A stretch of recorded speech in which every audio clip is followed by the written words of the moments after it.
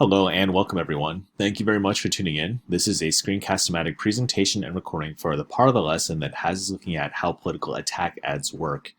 Before we get started, please let me encourage you to open up to today's lesson and to scroll down the correct section. And please remember to answer the key concept questions as they coincide throughout the reading.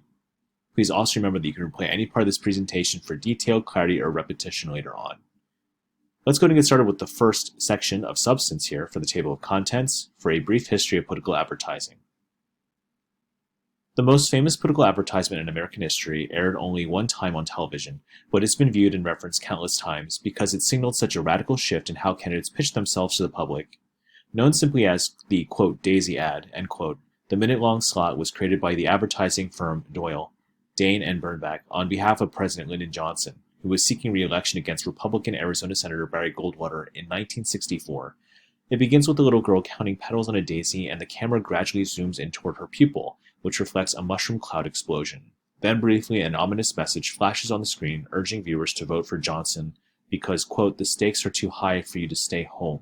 The advertisement's undertones implied that siding with Goldwater, or allowing him to win by not voting at all, would mean siding with nuclear war. Now, the Daisy ad was so effective at jabbing Goldwater with indirect yet threatening rhetoric that it has been cited as the first attack ad in U.S. politics.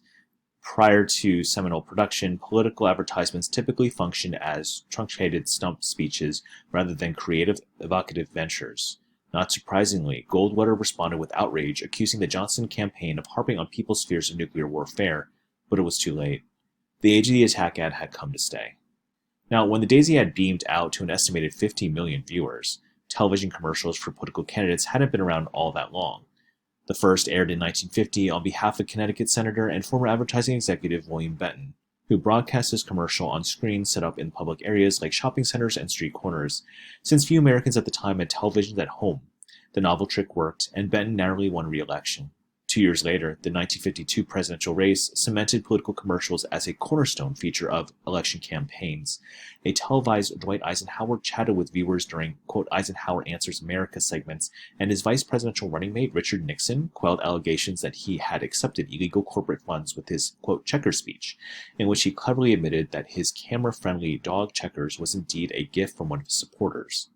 Now, since the Daisy ad days, political advertising has become more pervasive, as well as increasingly negative with every election cycle.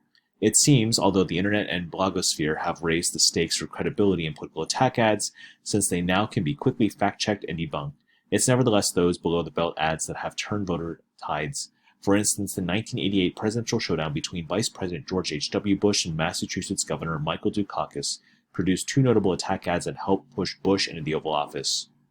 In one, the Bush campaign aired footage of an uncomfortable-looking Dukakis awkwardly sporting combat gear and driving a tank as an iconic backdrop to highlight his alleged ineptitude on national defense. The other, paid by a pro-Bush interest group, stoked racist anxieties and portrayed Dukakis as soft on crime by flashing a mugshot of convicted Massachusetts felon Willie Horton, who raped a woman while released from prison on furlough, which Dukakis has instituted during his tenure. More recently, in the 2004 presidential race, an interest group representing Vietnam veterans broadcast attack ads claiming that Democratic candidate John Kerry had lied to obtain some of his medals while serving in the Navy during the Vietnam War.